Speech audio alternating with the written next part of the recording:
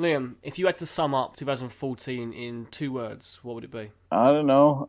Fuck. I guess next year would be a good 2 words to pick because of the amount of stuff has been delayed to 2015. Although, wait, that's this year now. Yes, I, we are I, in 2015, yeah. oh, bugger. But Liam, we'll wind it back. What was your 5 favourite games of 2014? Okay, so I've got a list here of my top 5. They're not in any particular order, but I'm gonna attempt to kind of wing it and Sure. put them into some kind of comprehensible top 5 order. I think the number 5 spot is going to go to Mario Kart 8. Nice. I don't know how if you were expecting that or not, but I you wasn't probably expecting it in your top 5. I know that you enjoyed it a lot. yeah. Well, to be honest, I wasn't really expecting it either because I'm not a big Mario Kart person, and I haven't really properly enjoyed a Mario Kart. I'd say since like the DS one. But Mario Kart 8 is so polished and tracks look great. The DLC is great, not really relevant, but the music's fantastic. Oh, it is. And Really 60 frames per second Mario Kart. it does look nice. It's the shit really.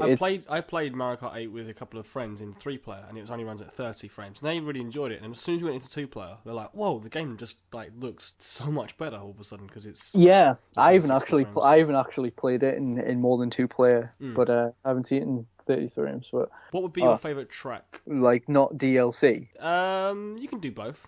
Mute City, Yeah, Mute City from Mute City, or the Zelda one. Mute City is probably my favourite of the DLC tracks. Oh, it's Mute City. It is, and it actually feels F-Zero. It's not just like a Mario Yeah, Kart that's track true. in F-Zero. Yeah, and the music. They even changed the shivers. boost charge and whatnot. And... Anyway, let me consult my list for number 4 before we ramble on about that too long. I'm gonna give the number 4 to tell me whether or not you expected this, but I'm gonna give it to Shadow of Mordor. I see that you've been playing a lot of it recently. Yeah? I wouldn't say I was definitely expecting it, but I thought it might crop up. Yeah, is it called Middle Earth Shadow of Mordor? It is, yeah, Middle Earth, colon, You Shadow of Mordor. see, that's a testament to how much I've been playing this that I haven't left the game to look at the title screen. Yeah. Or I haven't looked at the box since I put it in because I've just been playing it so much. I've not played it, so I can't say anything on it. It is a bit of a cheat to put it on this list because I would normally, if I was doing a list like this, I wouldn't put a game on there without having completed it. But I'm in the very final stretch, and it would have to do something massively shit to fall off the list at this point because it's so bloody good. It's not a huge open world. What I like about it is that it's an open world game, but it's kind of like got all the fat trimmed off it, like in Far Cry and stuff. You wander around, and there's a lot to do, and I like Far Cry in that way. The different flavors of awesome, but with Far Cry there is a lot of flab on the meat. Basically, Ubisoft has this thing where they like to cram the game with side missions and they like to copy and paste them, kind of. It's really repetitive. And Shadow of Mordor really isn't like that at all. It's all just cuts to the good stuff, and the RPG elements around it are quite intimidating at first. There's quite a lot going on. There's a lot of leveling up systems that you're introduced to quite early on, but it seems to trickle out the upgrades at a really nice pace that you don't get too overwhelmed by them. But there's a lot of depth there, and you're regularly getting new powers and stuff. And I'm starting to get to a point in the game where my guy's really powerful, and I'm just going around and instantly killing and decapitating orcs, and the Nemesis system, as they call it. That's like this. All I've been hearing about this game is just like this thing, a Nemesis system is supposed to be to do. Like they'll fight one another and kill one another, and basically potentially any orc can be a leader in the army, basically, and they can be your nemesis. And the ones that you think you kill come back with like deformities, and they're like, oh, they want to. That's pretty cool. Yeah, they get more powerful if you lose to them, and it's like, because spoilers, you're basically an undead warrior. There is context for you coming back to life, and I love the fact that they managed to write that sort of stuff in. Yeah, it actually makes sense for these gamey tropes. Exactly, it's full of very as you put it, gamey tropes. They write the lore around them so well, and it all feels really natural, kind of like it does in like the Arkham games or something. Yeah. And that's one of the best things about it, really. Honestly, I couldn't really give a shit about the Lord of the Rings lore. I think it's a load of fancy gobbledygook a lot of the time. The story of Shadow of Mordor is really compelling so far, and I really like it. Just the production values are really consistent. I like it a lot. Very well designed. You got next then? Yeah, I'm next. I've got Donkey Kong Country Tropical Freeze. Yes.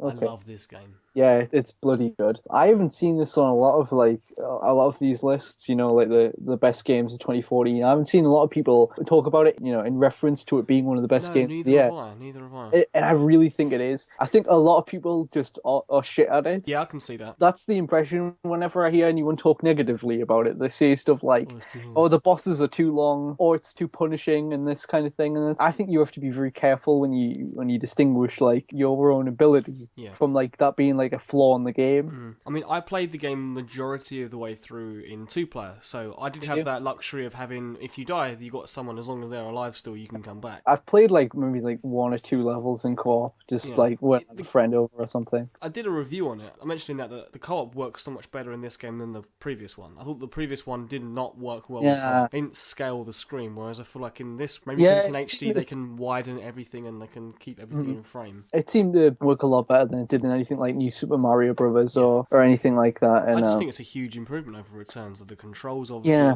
they're not hindered by the shake to do everything. They got rid of the blower mechanic. Yeah, exactly. It's just really, really tight, really well designed, and the music's amazing. Yeah, it has to be said about the music as well. I think, a lot of people have undersold how good it is because it's really well made. Yeah. If you own a Wii U, and I'm sure you're not short of anything to play right now, but you definitely put it on your list because it's... Yeah. Because it's been overlooked quite a lot, I think. And if you like challenging platformers, or even if you don't, you should still try it because especially if you've ever loved the Donkey Kong Country game. Yeah, I think it's the best of any of them, honestly. Yeah, I'd agree with you there, actually. So, Liam, what have you got as number 2? Number 2. I've got Smash Bros. Wii U, actually. Sweet. Did you see that coming? You probably did. I did, because I know that you loved your Smash. Yeah. I love my Smash as well. I'm going to be playing it for years. Oh, yeah, same here. I mean, what's your main hook on Smash Bros? What do you like to keep coming back to? Well, I think, mostly, I like to just kind of chip away at the challenge wall. Yeah, I'm trying on that. And because the challenge wall is a brilliant idea, because it's basically achievements, but they attach trophies to it. Yeah, you know what I mean, and other incentives. And like you unlock a stage or something. It's a really clever way to get you to dig in and play all the different modes. Yeah, and I like the fact that it's one wall rather than the 3DS version you had separate. Yeah, all the trophies and everything. I'll never get all the trophies. No, that's been my main hook, is trying to get trophies. Just reading all of the. I just need to get all of the wonderful 101 characters, and I can stop playing. I think I've got Wonder Black and Wonder Green, I think. But I've been playing a lot of the Target Smash thing. Yeah, I don't know. I mean, I've heard people that say they didn't really like it that much. It's like Angry Birds with it's Smash. it's like Angry Birds, but good. It is, because there's some sort of element of skill to launch it. And yeah, exactly. I was really enjoying that mode. I can probably guess what your top pick is. Oh well, it's a pretty obvious one. It's Bayonetta 2. Yeah. We did a whole video on it where we talked about that for 12 minutes. We don't need to go on about a lot, but the production values are amazing. And it's Bayonetta 1 I love, but in retrospect, it does kind of have a bit of flab to it, It's but there's a bit of kind of filler to it. Bayonetta 2 is not as long as I'd like it to be, honestly, but it's so concise, so to the point. It's all just pure action. There's so much to do in it, though. Even though it's only a short game, there's so much replayability in unlocking different characters and different costumes and movesets and whatever. I'm just really glad that this game got made, because it could almost be called Bayonetta Part 2, really, instead of Bayonetta 2, because it is basically, you can't make sense of the first Bayonetta without the second. Yeah. That's how integral it is to the story. Not that the story is like a work of art and it's something that you need to play the game for. You need to play the game because it's just bloody fun. Yeah. And really well made, and the bosses are amazing, and the set pieces in it, the humor's great. That's another thing. I haven't heard a lot of people say that the humor true. I think there's some really funny moments in Bayonetta 2. There's a part where in one of the earlier levels, you walk up to a clock tower or something, and you go to kick the door. Oh yeah. Something, Yeah, and the whole tower falls over, and it's just something that happens completely dynamically in real time in the game. I remember. I love those kind of jokes. It's really well constructed. It's really well timed. That made me laugh. I know. Last time I spoke to you about the Bayonetta 2 video. Oh, I know what you're gonna say. You hadn't played them. I know. I haven't. I still haven't done the Star Fox thing. Okay. I fully intend to go back and unlock more of the costumes and play it again and and do some more co-op and that kind of thing. Just one thing about Bayonetta 2 that I really love, and it's the same with all Platinum games, puts their directorial stamp on it, and it feels like a Platinum game, and it feels like it has a vision. Yeah. Compare it with something like an Assassin's Creed game or a Watch Dogs game, and they've got the edges cut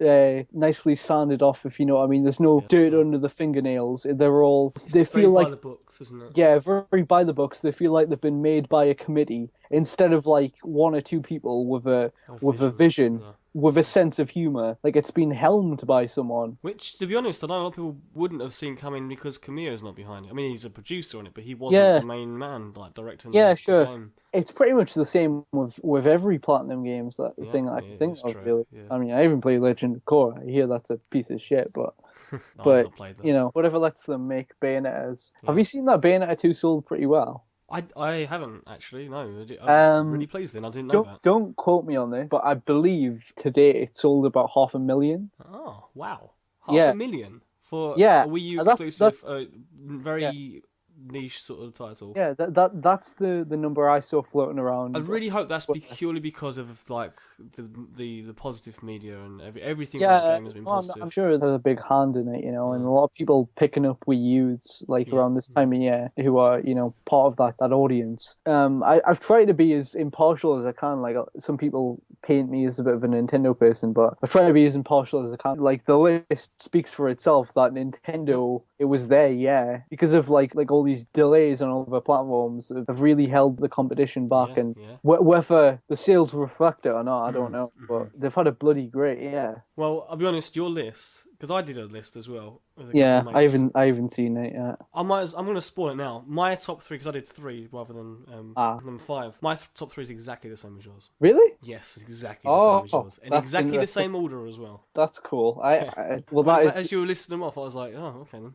Well, that can be the ProjectFalconPunch list. That is the definitive list. This is why I never buy anything on sale.